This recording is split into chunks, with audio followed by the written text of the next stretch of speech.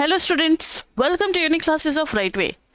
आज का video semester 5th के बच्चों के लिए है जो इको ऑनर्स में पढ़ रहे हैं या दूसरी किसी भी कोर्स में हो सकते हैं और उन्होंने बेसिक इकोनोमेट्रिक्स पढ़ लिया है और अब वो एडवांस्ड इकोनोमेट्रिक्स की तरफ जा रहे हैं। एडवांस्ड इकोनोमेट्रिक्स में बच्चे है क्या क्या, सिलेबस वगैरह कैसे पढ़ाया जाएगा, तो ये सब आपको बताने वाले हैं आज के वीडियो में।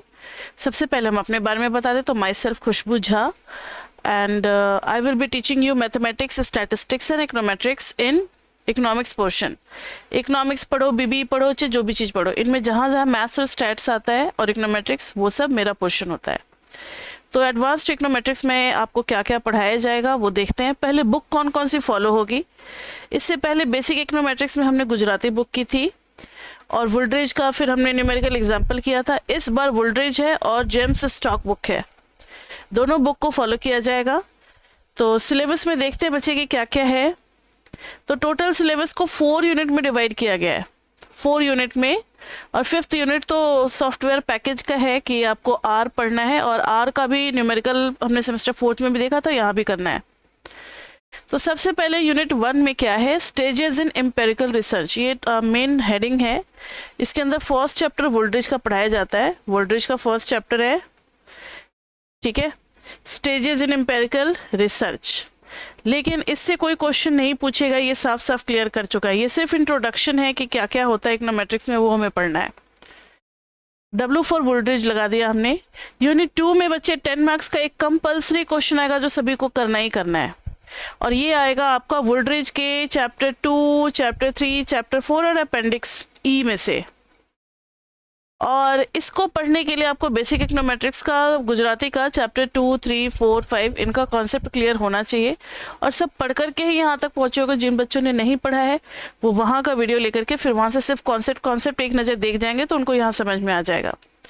तो ये वही चीज़ें हैं जो हमने गुजराती में 2, 3, 4, 5 में की थी, वो कंबाइंड वे में वोल्टेज में चैप्टर 2, 3, 4 में दिया हुआ है।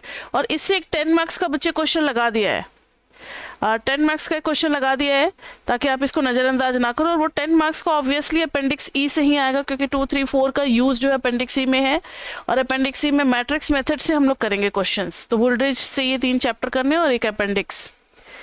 फिर उसके बाद से 5 क्वेश्चन होंगे आपके जो कि 3rd, 4th, 5th, बाकी के जो 3 बचे यूनिट। फर्स्ट यूनिट से तो कुछ पूछना नहीं है, सेकंड यूनिट से 10 मार्क्स का क्वेश्चन डाल दिया है, वो भी आपका अपेंडिक्स से ही होगा क्योंकि वो न्यू है। बाकी 2, 3, 4 तो आपने पहले पढ़ा हुआ है, रिवाइज कर लेना है यहाँ पर। उसके बाद से 3, 4, 5 3 यूनिट से टोटल 5 क्वेश्चन होंगे, सारे 20 मार्क्स के ईच क्वेश्चन होंगे, लेकिन करना हमें सिर्फ 4 है। करना में कितना है, सिर्फ 4 है, 4 वी हैव टू डू। तो 80 मार्क्स आपके सेक्शन 2 से आ जाएंगे और उधर से 90 मार्क्स का हो गया। बाकी का फिर इंटरनल असेसमेंट वगैरह मिला करके होता है। तो 90 मार्क्स का आपका टोटल पेपर होगा, 90 मार्क्स का आपका एक्सटर्नल एग्जाम होगा। तो ये हो गया। तो फर्स्ट यूनिट 2 में तो आपको पता चल गया 2, 3, 4 वोल्टेज से करना और अपेंडिक्स ही करना है। यूनिट 3rd में लिमिटेड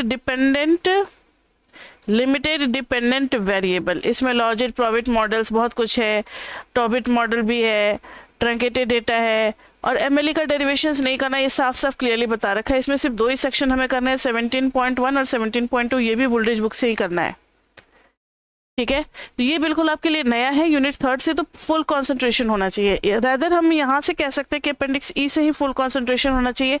यहाँ से अब आपका मेन सिलेबस स्टार्ट हो जाएगा एडवांस का, ठीक है। तो वोल्टेज से आ जाएगा 17.1, 17.2 यूनिट 3rd में, और यूनिट 4th में आपका आ जाएगा सिलेक्टेड टॉपिक्स, जिसमें इंस्ट्रूमेंटल वेरिएबल है, equation, model, experiment, quasi experiment, ये सब जब पढ़ोगे तभी समझ में आएगा, अभी ज़्यादा समझा भी नहीं सकते हैं। इसमें आपको 15 का 15.1 से लेकर के 15.5 तक करना है, और दूसरा है 16.1 से 16.3 तक, 3 सेक्शन 16 के और 5 सेक्शंस 15 के करने हैं, और वो भी वोल्टेज बुक से। फिर जेम्स स्टॉक से करना है हमें चैप्टर 11। उसके बाद से लास्ट यूनिट है डायनामिक इकोनोमेट्रिक मॉडल्स, इसमें हमें वोल्टेज से चैप्टर 13, 14.1 और जेम्स स्टॉक से 3 सेक्शन करने हैं, 12.1 से 12.3। इसमें डिस्ट्रीब्यूटेड लैग मॉडल्स हो जाएगा, ऑटो रिग्रेसिव मॉडल्स हो जाएगा, पैनल डेटा लैग मॉडल। इसके लिए आपको चैप्टर 20 की जरूरत पड़ेगी जो हमने डिफरेंस इक्वेशन एमएमई में पढ़ा था, इसलिए एमएमई और स्टैट्स के बाद आपको इकोनोमेट्रिक्स पढ़ाया जाता है। एस्टिमेशन टेक्निक, ये सब कुछ अब मैट्रिक्स मेथड और बड़े बड़े क्वेश्चंस होंगे इन सब के। सुनने में देखने में आपको बहुत कम चैप्टर लग रहे होगा, लेकिन जब करोगे तो इसमें टॉपिक काफ़ी लेंदी हो जाता है, क्वेश्चंस भी काफ़ी लेंदी हो जाते हैं। और यूनिट 6 में तो बता रखा है introduction to econometric software, R, Gretl, EViews, Stata, anyone, लेकिन सबसे अच्छा आर को माना जाता है। अगर आर है तो आप आर ही करो, और हम लोगों ने आर से करवाया है।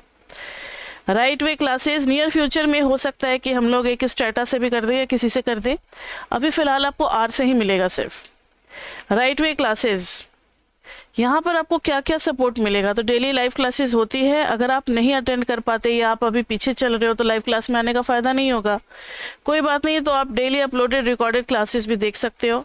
उसके ऐसे डेली डाउट सेशन भी होता है, रिकॉर्डेड लेक्चर्स, ये सब सेम है। बस रिकॉर्डेड और लाइव में यही फ़र्क है कि रिकॉर्डेड वाले बच्चे वही चीज़ रिकॉर्डेड में देखते हैं, लाइव वाले बच्चे डेली क्लास में आते हैं, वही लाइव में बैठ सकते हैं क्योंकि उन्हीं को समझ में आएगा।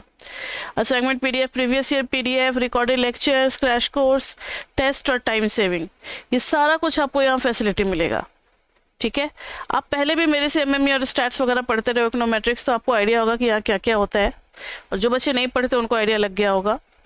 और अगर आपको हमारा ट्रायल क्लास लेना है या कुछ भी देखना है तो आप हमारे यूट्यूब चैनल पे जाकर के देख सकते हो, राइट वे क्लासेस। और अगर कोई आपका फर्दर इंक्वायरी या सजेशन है तो आप इस नंबर पे मैसेज भी कर सकते हो, 9311377321। अब एडवांस्ड इकोनोमेट्रिक्स क्यों लेना चाहिए बच्चे, क्योंकि इकोनोमेट्रिक्स जो है ना ये काफ़ी इंपॉर्टेंट पेपर है। बहुत सारे ऐसे जॉब होंगे, डिसीजन मेकिंग और सर्वे रिलेटेड जो जॉब्स होते हैं उसमें इकोनोमेट्रिक्स बहुत काम आता है। अगर जिन बच्चों को मैथमेटिक्स में मज़ा आता है, प्रैक्टिकल करने में अच्छा लगता है, ये ऑप्शनल होगा ना कि सेमेस्टर 5th में किसी बच्चे ने एडवांस्ड इकोनोमेट्रिक्स लिया है या नहीं, ये ऑप्शनल पेपर होते हैं, तो बहुत कम बच्चे लेते हैं क्योंकि उन्हें डर लगता है, वो बेसिक इकोनोमेट्रिक्स उनका होता नहीं है। लेकिन जिनको भी इकोनोमेट्रिक्स पढ़ने में मज़ा आया, बेसिक इकोनोमेट्रिक्स आपका ठीक गया था, तो ये पेपर ले लो क्योंकि इसमें आपके फुल आने के चांसेस होते हैं। मार्क्स कटेगा कहाँ, थियोरेटिकल तो होता नहीं है, तो इसमें फुल आ सकते हैं। इसलिए हम लोग बच्चों को रिकमेंड करते हैं कि आपने अगर इकोनोमेट्रिक्स ढंग से पढ़ लिया, ढंग से मतलब टीचर जैसा नहीं, अगर पढ़ा, एग्जाम भी दिया है, सब कुछ आता है, तो फिर आप एडवांस्ड इकोनोमेट्रिक्स लो क्योंकि इसमें मार्क्स काफ़ी अच्छे आ जाते हैं। तो बच्चे, मुझे जितना लगा कि बच्चों के दिमाग में कन्फ्यूज़न हो सकता है, एक आइडिया होना चाहिए कि एडवांस्ड इकोनोमेट्रिक्स में है क्या, तो वो मैंने आपको बता दिया कि क्या क्या कवर आप यहाँ पे करेंगे, सिलेबस वगैरह सब डिस्कस कर दिया। अगर आपका कोई और फर्दर सजेशन है या कुछ है, इंक्वायरी है, तो आप उस नंबर पे अपना मैसेज कर सकते हो, 9311377321 पे। So that's all for now, see you in our classes, till then bye bye bye bye bye.